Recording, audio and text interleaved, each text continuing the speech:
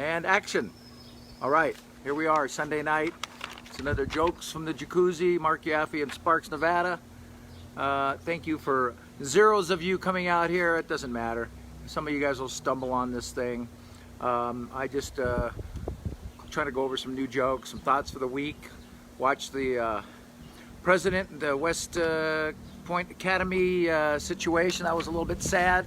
President Trump came stumbling down the ramp and he was trying to drink water and he had his one hand holding the other can. My dad's 93. He can drink water with one hand. So someone really needs to get President Trump a sippy cup.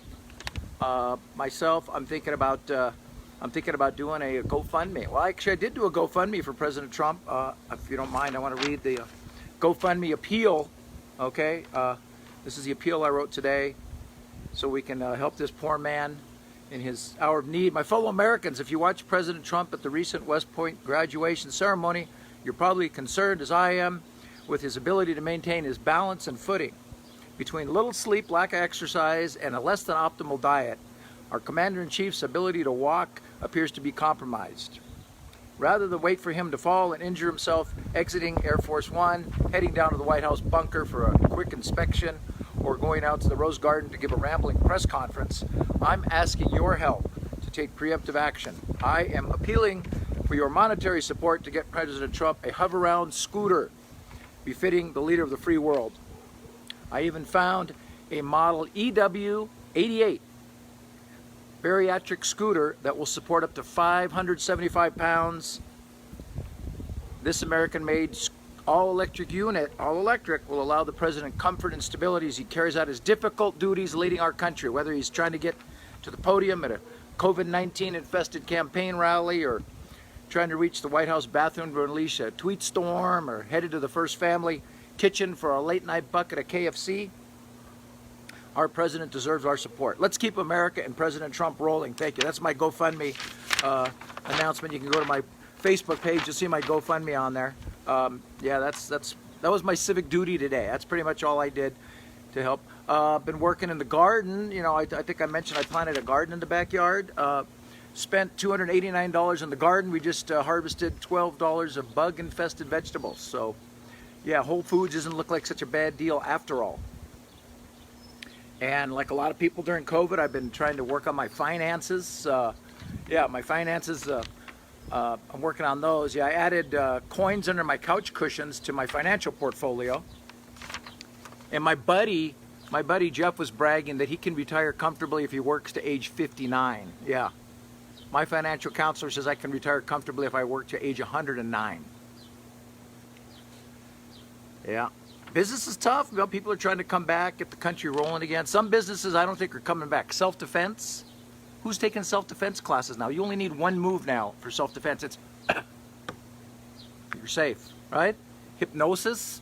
Who's going to a hypnosis show now? You're not gonna get 9 people on a stage falling asleep on a stranger's shoulder. Done.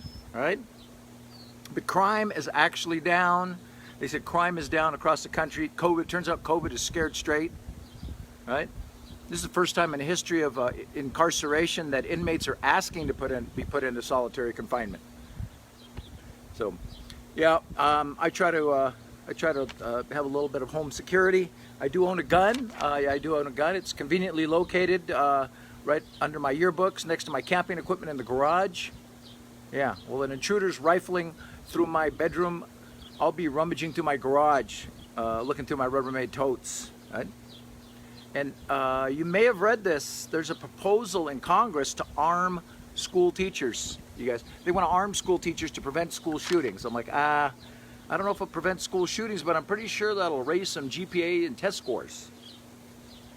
Hell, you want to terrorize a school now? You don't even need to bring a weapon. You just bring peanut brittle. They'll go into lockdown. Attention, attention, we have a strange man getting out of a white van approaching the office with Snickers bars and a jar of Jiffy Extra Crunchy. This is not a drill, this is a code CPA, code cashew, pistachio, almond. Evacuate the children to a peanut-free location. And I feel bad for parents now. How do you even have a birthday party for their kids, right? Birthday party now, you have to, the bounce house has to double as a medical tent, the clown has to be a certified EMT. All the gift bags for the guests include defibrillators and EpiPens. right? And then the guests bring the birthday boy a present and a list of known allergies. Oh, this is Tiana. She's allergic to mangoes, formica, and sawdust. This is Jason. He's allergic to beef jerky, albino hamsters, and Cool Whip. And this is Devin. He's allergic to soil, water, and air. I'll be back in 3 hours. Have fun. Correct me if I'm wrong. People like over the age of 45, 50, we did not know one kid growing up that had a peanut butter allergy. You know why? They all died. That's why. Right? Back in the days, like, we don't know what happened to Timmy. Was sitting there eating the Flintstones, watching a PB&J, eating a PB&J. He just dropped. Back in the day, we had no EpiPen. All we had was a Bic pen. I wanted to be stabbed by that thing. Different era. If you grew up in the 1900s, we were not raised the healthiest because our parents were not in the healthiest condition themselves, right? Almost all our parents back when I was a kid all had tobacco and or alcohol addictions, okay? These people thought the 4 basic food groups were powdered, fried, dipped, and battered. They were always getting on like the craziest fad diets. I remember they had like the kerosene carrot and caffeine diet, the fava bean, coffee bean, jelly bean diet. Shit, I think my dad was on the scrambled egg, bourbon, and buttermilk diet. I had an uncle who was on the wheatgrass, watermelon, watercress diet. This guy lost 42 pounds, his spleen, and the will to live. When we were kids back in the 1900s, we had no Whole Foods. There was no fresh greens. The only Whole Foods we had was a donut. The only time we had fresh greens, a neighborhood bully was stuffing grass in our mouth. Right? And chronically dehydrated, if you grew up in the 1900s, we never had bottled water always within 24 inches reach. I'd come in the house and be like all dehydrated. Mom, please, I need some water. My mom like, don't use a glass, use a Dixie cup. Really? Remember that paper shot glass, a Dixie cup? I was a 7-year-old dehydrated with cotton mouth and carpal tunnel syndrome. The food was not the best quality. Breakfast cereals breakfast was breakfast roulette, right? Because you guys remember, if you grew up not in the most affluent families, you had payday cereals and you had end of pay cycle cereals. Like payday cereals, you get the Fruit Loops, Captain Crunch, Cocoa Puffs. End of pay cycle cereals, Total, Special K, puffed rice. Oh man, remember grape nuts? Really? I don't think the box that the cereal comes in is supposed to taste better than the actual cereal. There was actually a cereal called Wheat Germ. Anyone remember Wheat Germ? That was the nastiest Wheat Germ. Hey George, yeah, it hasn't dropped yet. It did last week. Wheat germ was the nastiest. Wheat germ, really? Who came up with that marketing slogan? What bacteria barley was taken? Wheat germ, it wasn't even in a cereal box. It came in a glass jar. It looked less like a breakfast cereal and more like a rat poison. Like I said, different times, man. We were latchkey kids when I was growing up. Grape nuts? Wendy loves grape nuts. Well, good for you. You have way different tastes than me. But we had it was a different thing, right? We were latchkey kids. They locked us out of the house. Like a thirsty, find a hose. Need to pee, find a bush. Injured, walk it off. And shredded wheat. Thank you, Don. Now I'm having more PTSD. When we played outside as kids, and someone was always injured, right? It was like torn ligaments and broken knees and stitches in their head. I got bit in the face 5 times growing up as a kid. I think my head was made out of milk bone. We were survivors, right? We're always getting injured, and I came from a broken home. I did, but I had 2 parents, but pretty much nothing worked. Faulty electrical sockets and freaking broken fridge and malfunctioning dryer. We had to hang our clothes outside on the clothesline and freaking grapes of wrath. You go put your britches right there next to your sister Bloomers. My dad was not the handiest of repairmen. My dad's toolbox is a Donald Duck lunch pail. I saw better toolboxes for toddlers at Toys R Us. My dad, seriously, he thought some assembly required meant literally taken. My first bicycle was a unicycle with handlebars. Seriously. We had a teeter-totter. My dad put that together. It was only a teeter. My dad took us camping one time. One time we went camping for 3 hours. He put up the tent. 5 minutes later, we had a mosquito net. We got to that campground by 4. We were in a Motel 6 by 7. 93 years old. My dad's still going, 93. Man, that's crazy, right? My dad's 93. My mom is 91. And now they've been researching final arrangements. My mom wants to get one of these talking headstones. You guys heard of these talking headstones? You can actually record a loop of up to 4 hours of your loved one's recordings before they pass. Yeah, my mom wants this thing. Great. This lady's been lecturing me to death for the last 50 years. Now she's going to be lecturing me after death for another 50 years. It'll just be an interrogation. I'll walk up to her gravestone because it's voice activated or motion activated. You walk up, it'll be like, oh, did you get a haircut? Did you get a job? Did you get a bed? I walk over to my dad's headstone, just be like, I'm sorry, I'm sorry, I'm sorry.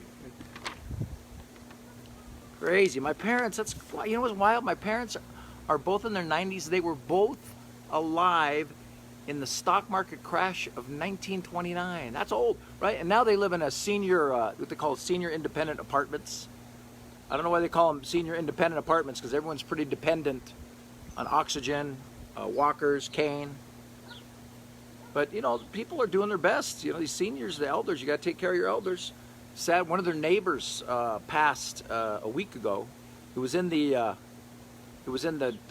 community paper. It said this man died unexpectedly at age 94. Really?